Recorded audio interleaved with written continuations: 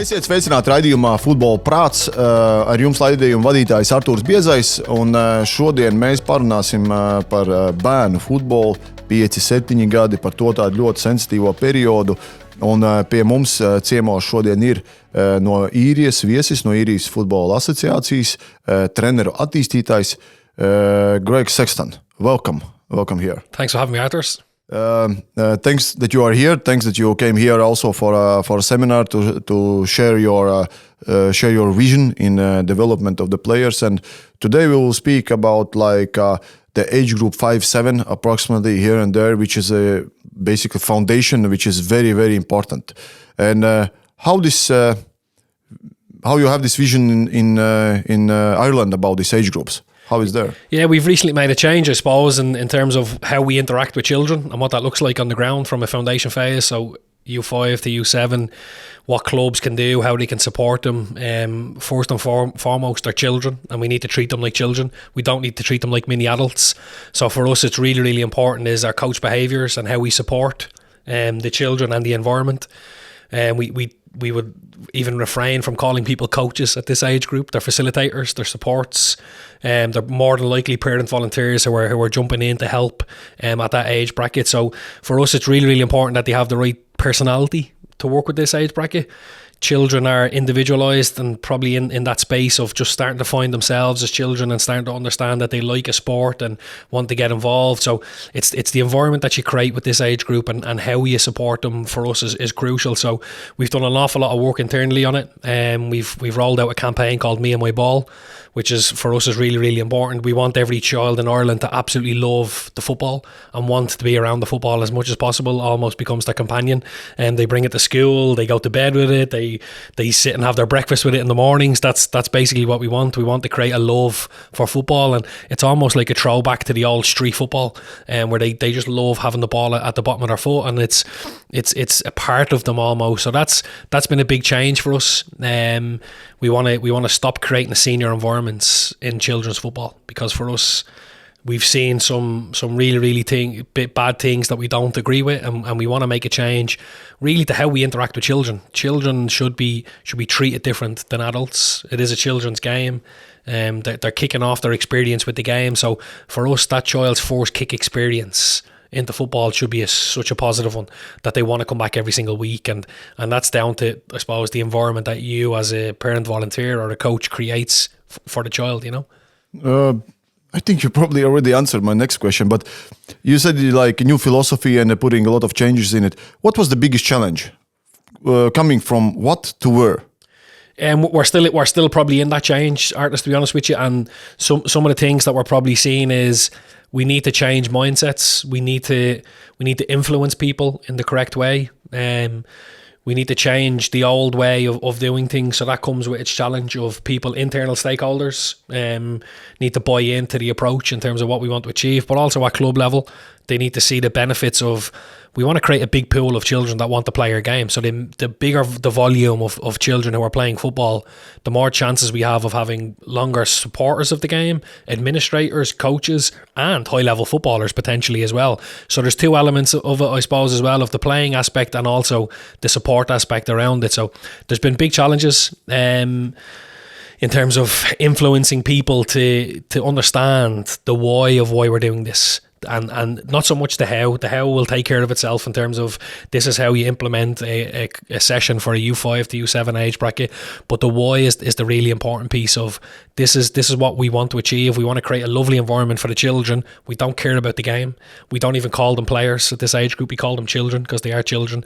So that's really important is showcasing the why. And it's come with challenges. It's come with internal stakeholders saying, we don't agree, we think it's wrong, we think we should focus solely on the game. At 5, 6 and 7 they should be really, really focused on technical aspects, for example, but we've had to be firm, and we have a lot of alignment between our technical director of football, head of education and development. We've a lot of alignment in the right spaces, so our player development buys into it as an association, and we as a department buy into it, so that allows us to really put a flag in the sand and say, no, this is us. We believe this is going to be the best experience for children, because I'm not sure how it is in Latvia, but you look at the dropout rates of people playing football in their teens is quite big. The rationale sometimes is that they don't enjoy the sport anymore because they don't feel they're equipped to play the sport or competent anymore. That shouldn't be the measure of success all the time. The measure of success could be something different. You need to find a different metric to find a reason to play the sport. And we think that starting them with a love of the game early and catching the bug as much as you can, the rest will come. The coaching will come. Like we'll make them technically proficient as they get older. We don't need to do that at under 5. We're not competing for the World Cup at under 5. It's just creating that love of the game, and they come away with smiles on their faces every single week is the dream, you know. We said that result for a coach in that age group is that kid have a fun. Absolutely. If the kid is happy, that's your result. Absolutely. And we say something a lot around if the kid runs into the gate at training and gives you a high five on the way in, you've done your job already. You've created a brilliant environment without even coaching. They want to get up in the morning. They've probably slept in their boots and their football kit, ready to go to training, and they run in the gate, give you a high five on the way in. I think you've done your job already at that point. And it comes with its challenges. It's a tough age group. We all know this. They need to be stimulated. They need to be supported at this age group. They need to be challenged. They need lots of variety. That would be something that we would be big on, is creating lots of variety. So almost having a big bank of practices and activities and games for them to play within that maybe 60-minute session that you have, that you keep them stimulated a lot. So being ready just to adapt is probably crucial for that age group, and making sure that they're having fun and it's novel. And as I said, if they come away with smiles and they run back in the gate next week, job done. What would be the principles, I don't know, the structure of the training session, or some principles what you use? You already said that you make like different kind of exercises they have the fun, so they are all the time stimulated from practice to the practice. Yes. Is there any other, like, I don't know, for example, the structure of the session? Or yeah, so we have a framework that we work off from U5 to U7. It's called the play framework. So it has 4 components: imaginative play, social play, active play, and the last one has gone from me, but we four elements, and we want to ensure that every single practice the 4 elements come out. So every time they play, so they should be playing with different types of equipments. So whether that's pool noodles, soft pool noodles, they play in the hula hoops, different size footballs, gym Swiss balls, the huge gym Swiss balls. We use them, and we have the kids kicking them around and throwing them around. So firstly, there's hand-eye coordination stuff happening, which is great. But there's also the novel piece. They're having fun with it. There's also the social aspect is important. So they collaborate with their teammates. So in ways where they're in build-up games, so they have to go and build up in 2s and 3s and 4s, where they have chasing games, or there's a way that they collaborate and socialise with their teammate is crucially important at that age group. The active piece for us is crucial at 5s to 7s, that we create good movers. So if we can focus on them tumbling, twisting, jumping, creating a good space where they can be active and do different planes of movement and different things, we feel is crucially important in that space. And as much as we can fit in the full play framework around what they're trying to achieve, we think you'll have a good session, because if you hit all 4 components, we kind of evaluate the session as you've hit a lot of really nice things around the variety piece. And we have 4 core principles in the department now that we work from. So every environment, and this is whether you're U5 or 35, we feel any environment should have these 4 core principles to be successful. Number 1 is safety. So from a physical standpoint, the environment should be safe, but also from an emotional standpoint, it should be safe for children and adults to come and play football. Everyone should feel safe, because if you want to have fun, you want to be creative, you want to try new things, if you're safe, you will do that. There has to be joy. Everyone wants to come to football and be happy. Nobody wants to come and be sad. So you as a coach, if you can create a sense of joy or happiness within the environment, it's going to be positive. Variety is high on our list. So you shouldn't come to your environment and see the same session every single Tuesday. There has to be a sense of variety. We spoke to the coaches in the seminar today about it, of creating your practice design should have a sense of variety within that, but also that the kids get a lot of variety in the environment, because you're now testing them socially, you're testing them in terms of their movement skills, they're getting lots of football potentially within that, but they don't even know they're doing football, it's snuck in, which is the ideal world. But then there's also a sense of belonging is the fourth core principle. So everybody wants to feel a sense of belonging. Nobody wants to turn up to an environment and not feel like they're not wanted or they're not a part of something. So for us, if you can add in them 4 core principles in your environment, whether you're 5 or 35, we feel that you will create a really, really healthy environment. So we kind of have the framework that we work from. So here's the ingredients of your session or the framework around it. And then we have the core principles that you should always kind of strive to have within your environment. Is there any structure of the session which you suggest, or maybe many, I don't know, like progressive method or maybe circle method or global, analytical, global? Is there anything what you suggest or change, or how is it? No, so we kind of, for us, having them active is quite important. So we look at the 4 area, the play framework as the starting point, but then how you design that could look different. So you could have everybody involved in the same practice and maybe just work through a sequence right throughout the whole session. You could have stations, so they work through a carousel of stations, potentially 4 to 5 of them, so they get lots of repetition, but also lots of variety within the practice.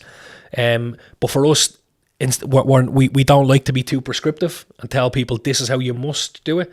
We like to give a lot more options and say here's some nice ways that we feel you could help the players.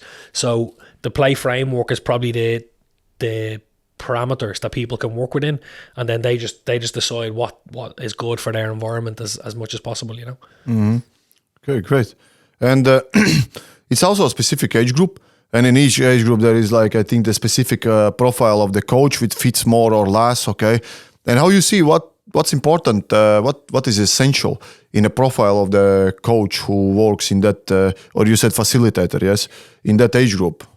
There's probably a few that jump to mind, like just characteristics or skills. Is patience is number 1 for me.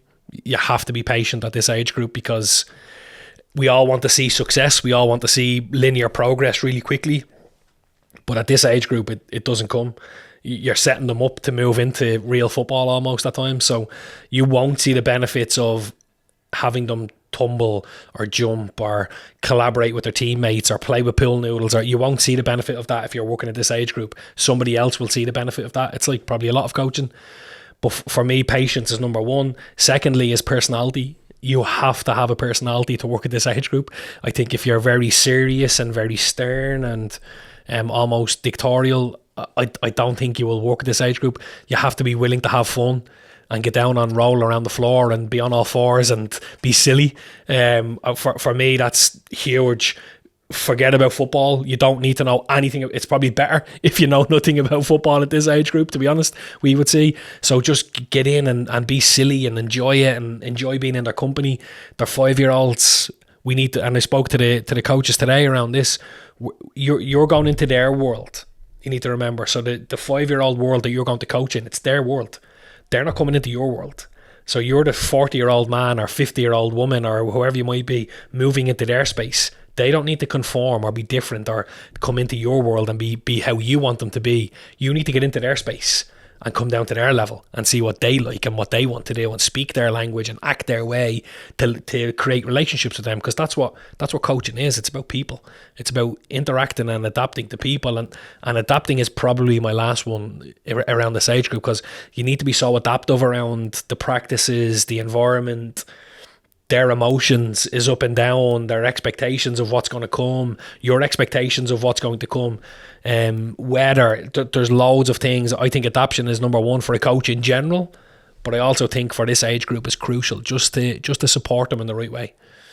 And in this age group, of course, also is that they have the games. What kind of formats do you play? What kind of formats do you suggest to play? I think giving them lots of variety. So we now have a new games program coming in the association for the game, I suppose, where it's an up to model. So we will give a recommendation of a game format, but you can play anything up to that format. Mm-hmm. So if it's 5 versus 5 is the format at a specific age group, play 1v1, 2v1, 2v2, 3v3, anything up to 5v5 to find more variety, where we have a tagline now, everybody plays. So we need to find solutions to get everybody playing. But at this specific age group, the smaller numbers, the better naturally. But giving them the opportunity to have options is important as well. So that kind of 2v2, 3v3 space for me would be crucial. But also being comfortable underloading and overloading them as well, because it poses different challenges of 3 versus 2 or a 2 versus 3, that you have to find different solutions and kind of self-regulate themselves. But the problem, what I see with that is, we will want to coach that and we will want to get involved in that. The challenge for the coaches is to step back and allow them the space to figure things out and have some freedom. Well, it's important in these age groups to play small formats, 2v2, 1v1, 3v3. Why? Lots of touches, firstly, that they get lots of exposure without actually giving them lots of exposure. So it's not about us. The game almost creates that for them. They get lots of repetition of what we're trying to achieve. But also we can pair people up in different scenarios. We can make sure that everyone feels a part of it. Everyone gets lots of contact in terms of what they're doing. It's not a case of, well, we've got 10 players, we're going to play a 5v5, we're going to have 5 standing on the side and different things like that. So we can be really creative with the numbers and get a 2v2 and a 3v3 going at the same time. So everybody gets lots of contact, because, as I said, it comes back to even our core principles, belonging being one. Nobody wants to stand on the sideline. Nobody likes that. So how can you create a situation where everybody gets lots of repetition in terms of what they do and give them nice exposure? The challenge for coaches is we almost pigeonhole people straight away, and we think, oh, he's going to be a footballer at 5 because he's an early developer for whatever reason. The challenge for us is actually scaling that back and thinking, well, I just need to give everybody the same exposure as I can and let them flourish as they get a little bit older, because nobody has ever become a footballer at 5 or 6 or 7. It takes a lot more to it than that. Mm-hmm. And how you, in this age group especially, is very, very important to work with the parents and a big influence of the parents. And do you like how you work with them, like as a coach? I think openness and communication is important in terms of letting them know the expectations for what you're trying to achieve within the environment for the children. Giving them an insight into how you're going to work is crucial. So, for example, we'd encourage chaos in Ireland, absolute chaos in the sessions, for it to look really messy, for it to be really messy at this age group, because if that is the case, they're probably making lots of decisions. They're probably being challenged in a nice way. They're probably doing funny things with pool noodles or hula hoops or Swiss balls where it's chaotic. We encourage that. We think it's healthy. But if a parent on the sideline might be looking, thinking, oh, I'm not so sure, this is not as structured as what I perceive football to be. So it's almost educating them on, no, this is okay. We want this to look chaotic, and here's the benefits of it being chaotic, that we're getting better movers, they're socially engaging with each other, they're collaborating, they're getting lots of interactions with the ball, and they don't even know they're interacting with the ball. So that you need to, in my opinion, need to outline the benefits quickly to the parents to educate them, and not to educate them because you feel like they don't know anything about the game, but it's to educate them, to give them a reference point as to how you're operating as a coach, because there will come a pinch point at some point and they'll want to have a conversation as to why you're doing certain things, and that's your reference point then to say, I'm doing this because I explained to you 6 months ago, this is the benefit of us having this approach. Using the play framework allows us to do X, Y, and Z. Mm-hmm. And during the games, for example, what format you play? Also 5v5? Yes. Yeah, and do you have the challenges with playing style? For example, somebody is playing more, if I'm correct, playing more on the result, and somebody is more still on the development of the players. Absolutely. So we have an internal conversation around all children want to win. So children are competitive by nature. We all want to win. If we're walking up the steps together, I might walk a little bit faster just to walk up the steps ahead of you. We're competitive by people. We don't want to take that away from children. That's okay. So if we drop a ball between 2 kids and they play 1 versus 1, they'll want to win and they'll want to get the ball from each other. That's great. I think we should encourage that. But how we coach and how we support is really, really important. So we need to be thinking of objectives. We need to be thinking of like long-term development, and that comes back to the patience piece. So what are we trying to achieve with the youngest player? So do they need to win every single week? Absolutely not. It's completely irrelevant. We laugh about it in Ireland that you have a coach who won the under-11 local league, and he sits in the bar on a Saturday night to tell everybody he has the trophy sitting beside him in the bar at the U11 league, and everyone gives him a pat on the back and thinks he's the best coach ever. But 2 years later, you couldn't remember who won the U11 league because it's irrelevant.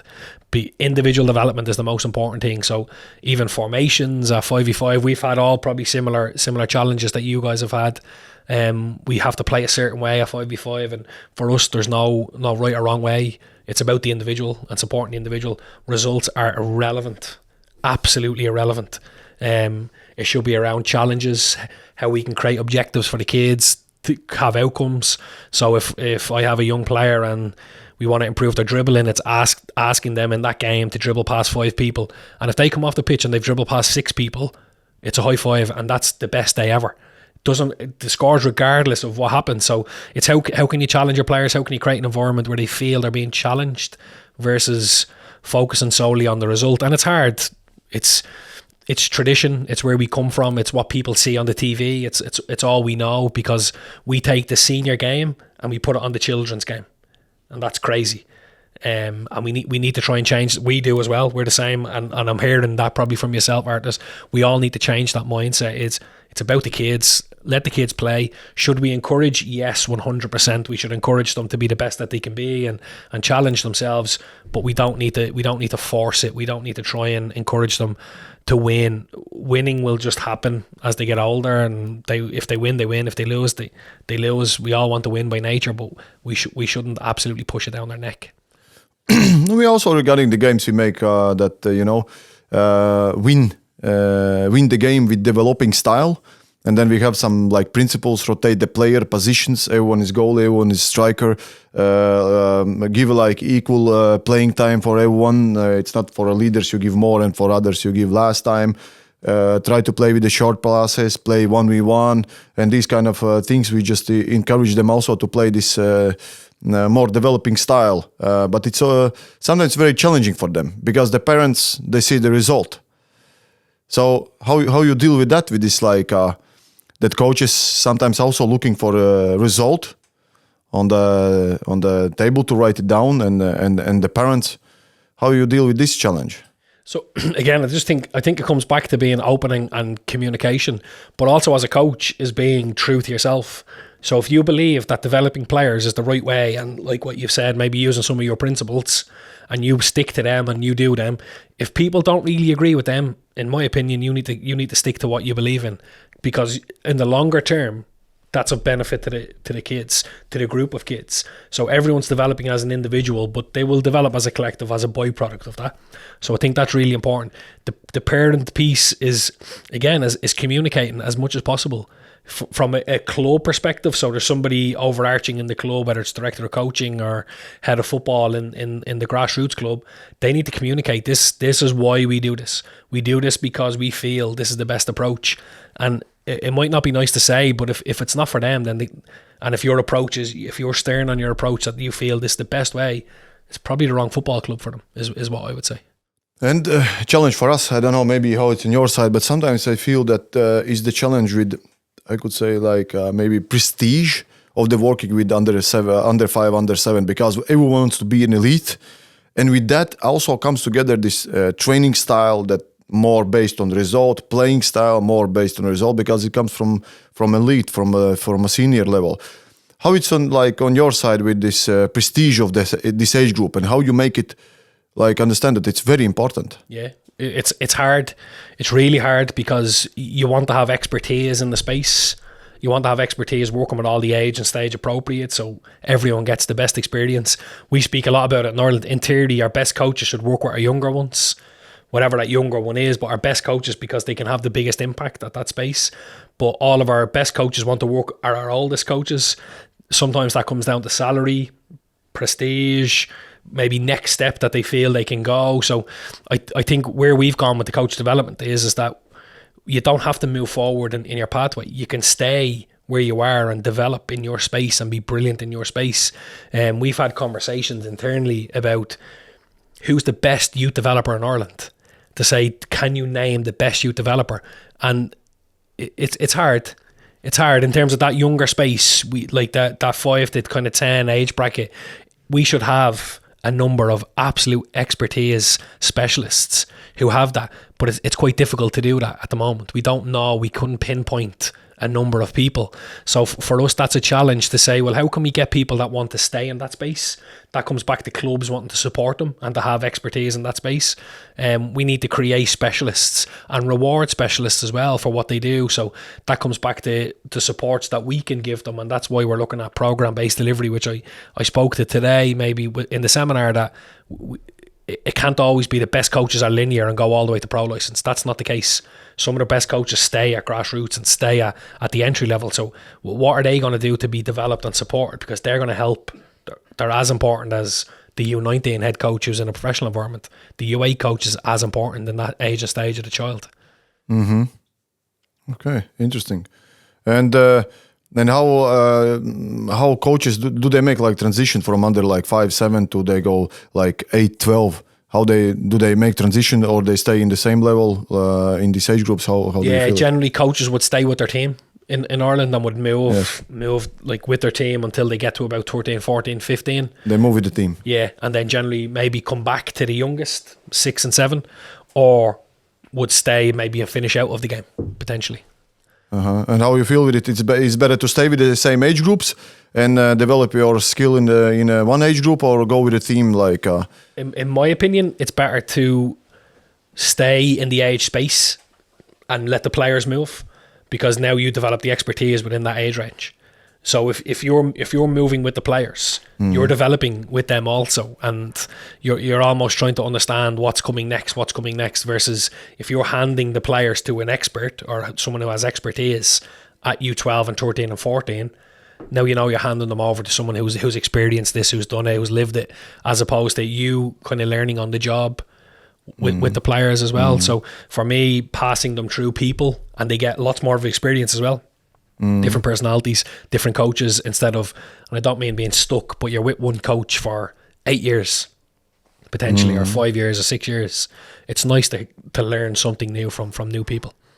Yeah, that's the challenging part of working in a foundation phase, because I think it's very, very important that they work with this age group, and it's foundation phase, so it means they actually put very big part of the full development of them, but in the same time they want to be appreciated, and also from our side here, I think that we have to appreciate more, put them more in a spotlight, that they can feel that they have been seen, and it's tremendously big job working with these age groups.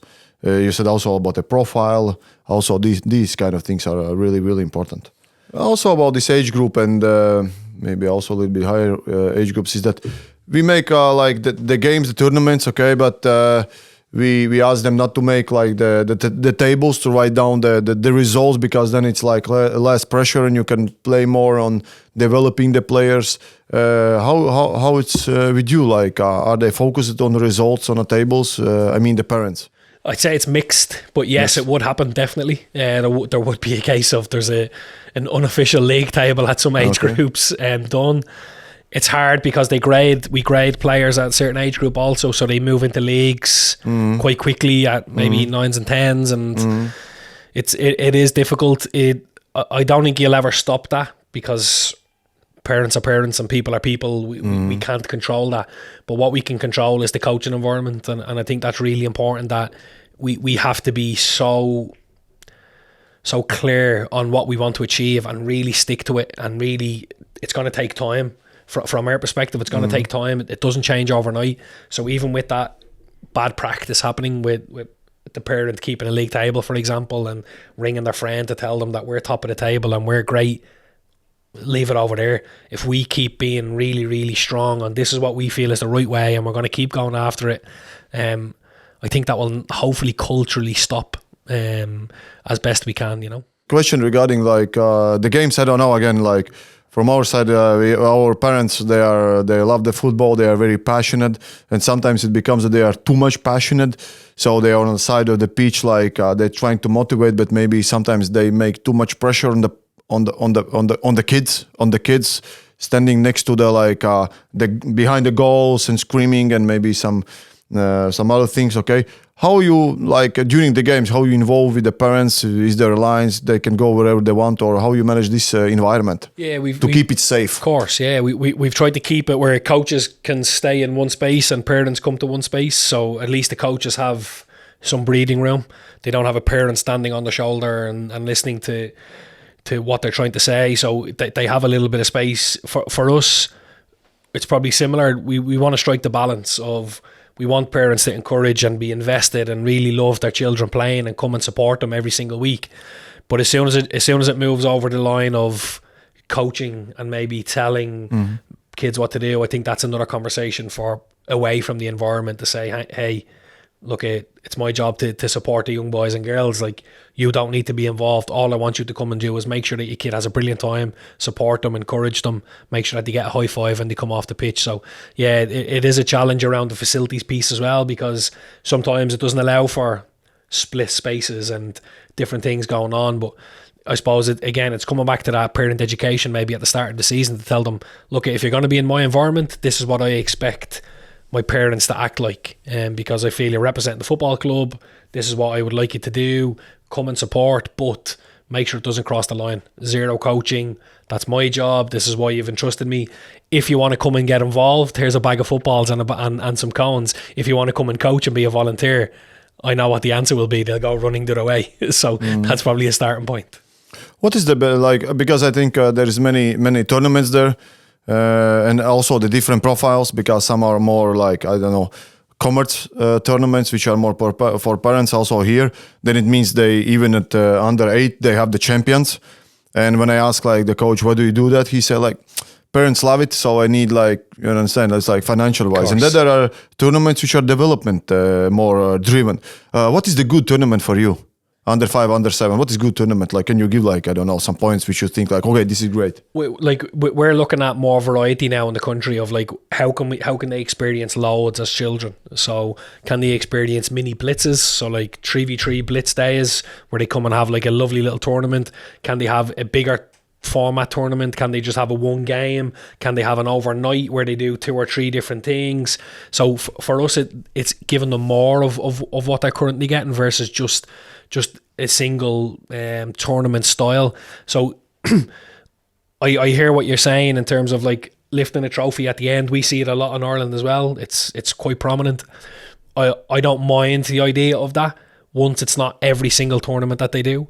So that if they go and experience that, that's fine, but let them experience something different where they just play lots of football in the day, where they play 15 3v3 games, just as an example, or they go and play an unbalanced type tournament where they're numbers down or numbers up, or give them lots of variety in their program. Let them play futsal this week, let them play games, let them just train for a full week, different types of challenges and different types of environments as much as possible to stimulate them. But it is a challenge because people and parents do quantify success with a little trophy lift, as opposed to the team who probably set brilliant outcomes for that tournament and probably succeeded loads by everyone developing their tasks and their objectives. They probably got as much success out of that tournament, if not, you know.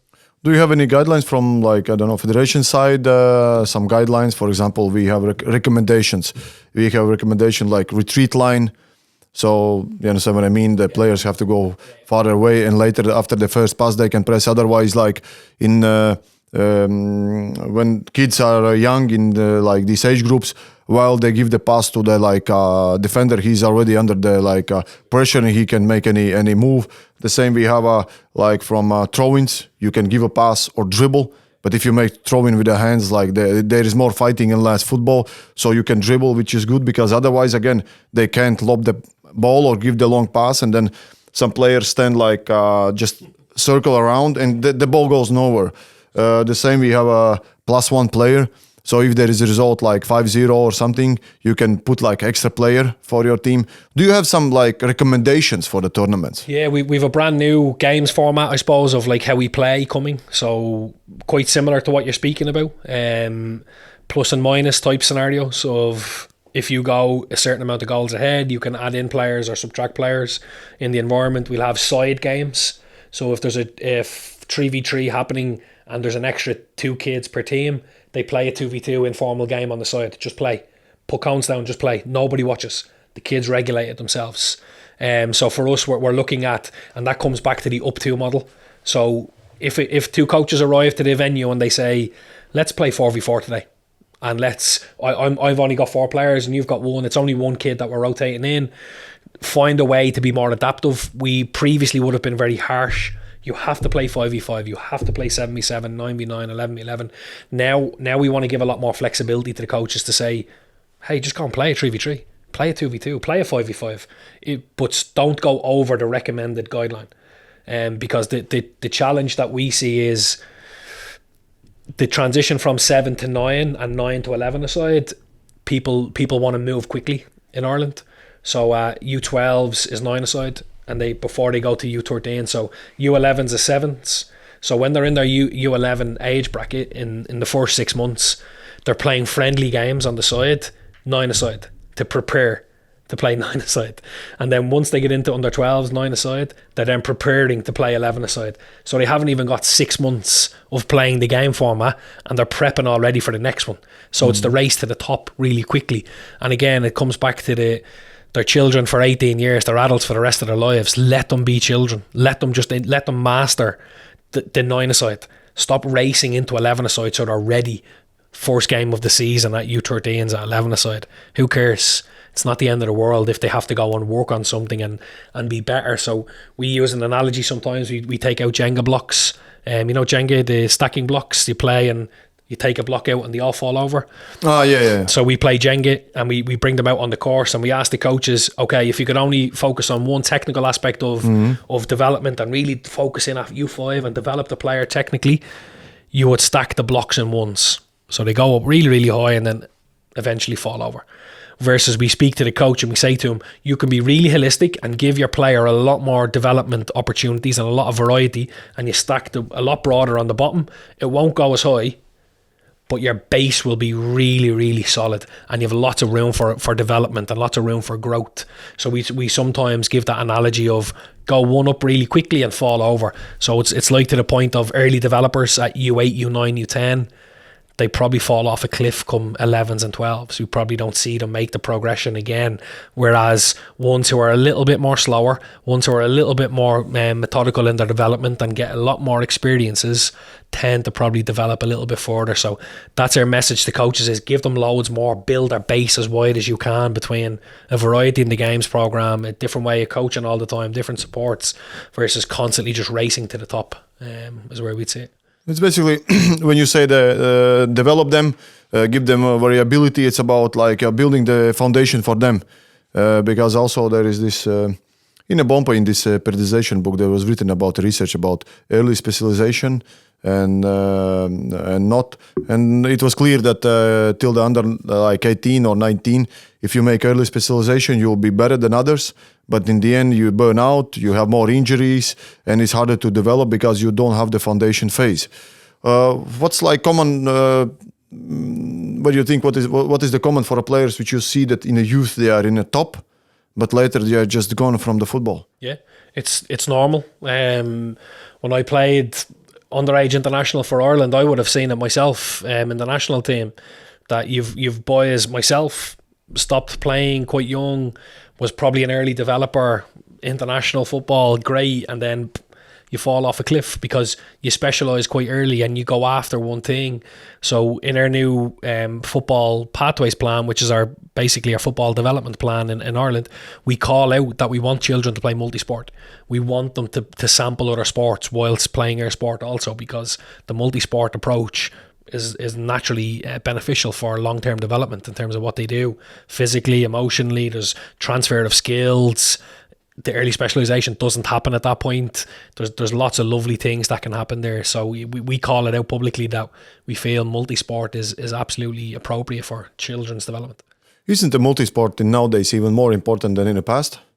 Yeah, I'd agree. Like even in terms socially, that kids are around each other and they're seeing each other. They're friends in school more than likely, so that they're carrying that through.